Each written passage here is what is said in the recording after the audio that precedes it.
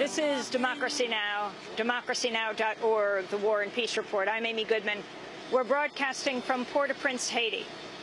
6 months ago today, one of the worst natural catastrophes in the world took place, the earthquake here in Haiti. We go now to Camp Corail, right near a killing field, a dumping ground for bodies years ago during the coup. But now, right next to Camp Corail, one of the refugee camps. We'll hear from Haitians in the camps. Moi, c'est Romain Arius. My name is Romain Arius. Oui. Quand ça me pense délit d'après information. This Yo te banon. camp, what I think about it, according to the information they gave us, Les nous rive nan quand ça nous t'a vivre bien. when they told us when we were coming here that we would live well. Mais les nous fin rive nan quand Jean nous vinn ouais n'a vivre là Jean ou te dit a et contraire. But what we saw when we got here and the way we live here, it's the contrary.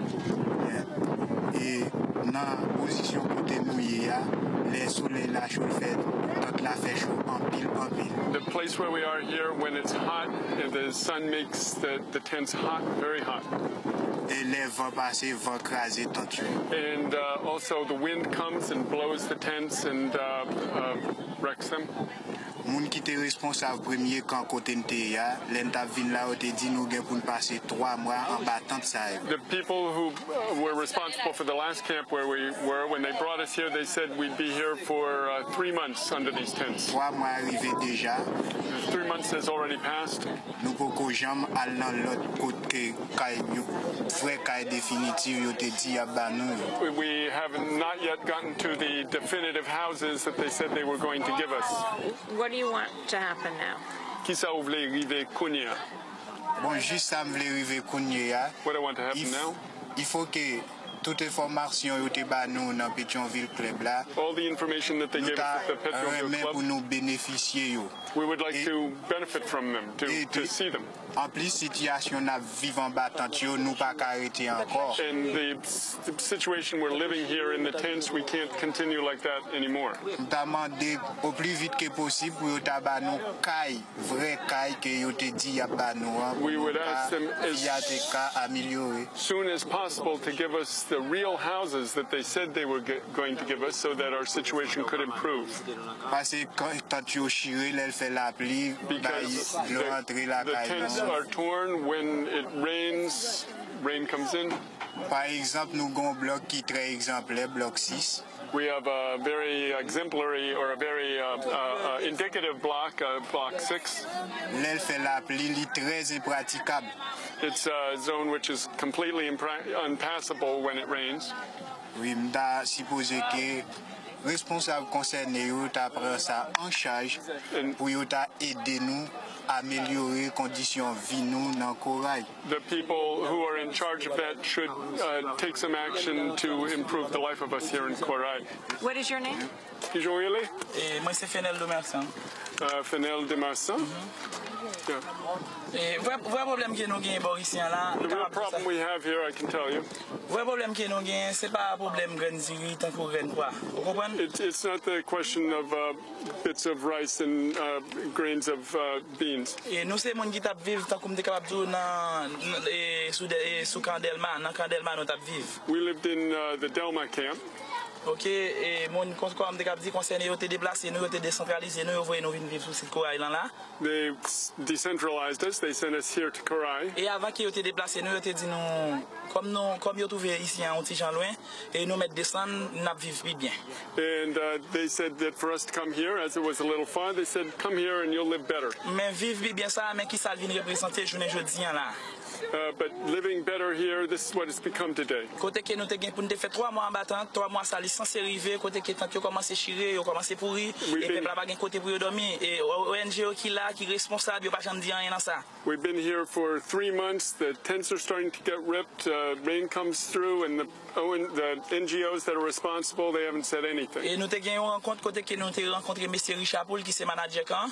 And we had a meeting where we met with Mr. Richard Poole, who's the manager of this camp. Côté que nous te convoqué dans réunion côté que pour nous capable parler sous dossier sous problème caille 1350 familles qui vivent sous cette Corail. And we had him talked to us about the 1,050 families that are living here. Et il te fait sentir, façon nous te parler, il te fait sentir nos bagages pour nous dire avec l'argent peuple qui n'a même là. And the way he talked to us, it made us feel like we had nothing to tell him about our situation here. Et il te arrive faire nous connaître est-ce que pendant présence là dans camp qui vit comment comme tu dire est-ce que nous t'a vivre plus bien avant ça que j'en nous là. And he in effect asked us, were we living better than we were living now in this camp today? Et ça c'est une bagaille qui te vient vexer 1350 familles qui a vécu sur site là. And that's something that really vexed the 1,350 families which are living here. Where is President Proval? Côté président Préval. Président Préval lui-même c'est un chef d'État côté qui lui dit et l'argent peuple là l'argent est débloqué pour retirer Haïti dans problème qu'il a rencontré journée jeudi là après 2 janvier président Préval fait nous connaît que l'argent c'est pas dans mes liés c'est dans mes ONG ça où l'argent est. President Préval he said that the money that they freed up for us after the earthquake it's not in his hands it's in the hands of the NGOs. Et d'après ça nous constatons nous joindre l'argent c'est dans mes ONG au livre. And we found that, in fact, it is in the hands of the NGOs. The IRC, World Vision, World Vision, OIM, the IOM, Oxfam. Oxfam. Okay, c'est dans mes l'argent peuple là. That's where the people's money is. And they haven't said anything. Okay. What would happen if President Aristide were to return? Ça qui t'a passé si président Aristide t'a tourné? Bon. Si président Aristide lui-même l'État tourné, comme nous-mêmes nous pas comment t'es capable de dire nous pas comment t'es capable de dire nous pas dans un cadre politique mais si président Aristide t'a tourné OK mais quand vous posez nos questions sur ça n'a répondre ça. Yeah, since you posed that I'm going to respond to you. Et président Aristide lui-même si c'est lui-même qui était là misère dans misère nous journée aujourd'hui nous pas dire c'est pas bon Dieu mais s'il était là c'est pas comme ça notre vie. If President Aristide were here I can tell you it's not like this that we would be living. We would be living better than we're living now. What do you want the world to know 6 months after the earthquake? Qui ça voulait le monde connaît 6 mois après tremblement de terre? Moi-même ça que me voulait le monde connaît 6 mois après tremblement de terre. What I would like the world to know 6 months after the earthquake? Nous voulons faire connaître participation au bail pour retirer personne dans souffrance ça. Comme ça va arriver travail pour nous-mêmes personne. The participation that they gave to help the people after the earthquake, it hasn't arrived with the people. Surtout pour Corail. Above all here for Corail. So we're leaving here now. This Camp Corail. It's between 2 actually killing fields in the history of Haiti, where people were dumped during the coup and before that during the Duvalier regime. There are about 1,300 families here. They were told they'd be here for 3 months. They don't know. It's past that. They don't know what's going to happen. As we walk out on these sharp white rocks that are boiling during the day, even inside the tents, it was stifling, even in the wind of the night, because there's no air inside.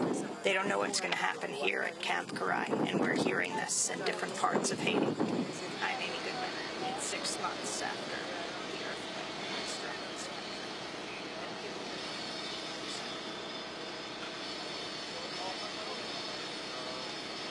This is Democracy Now!, democracynow.org.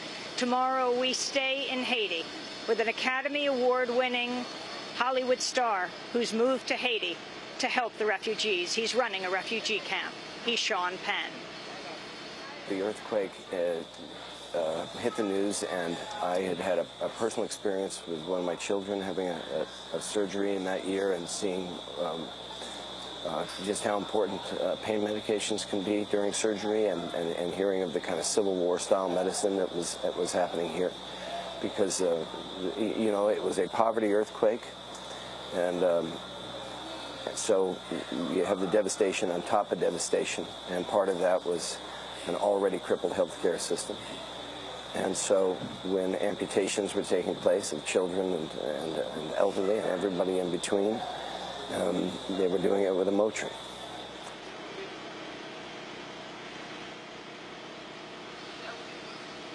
Tomorrow on Democracy Now!, our exclusive hour with the Academy Award-winning actor.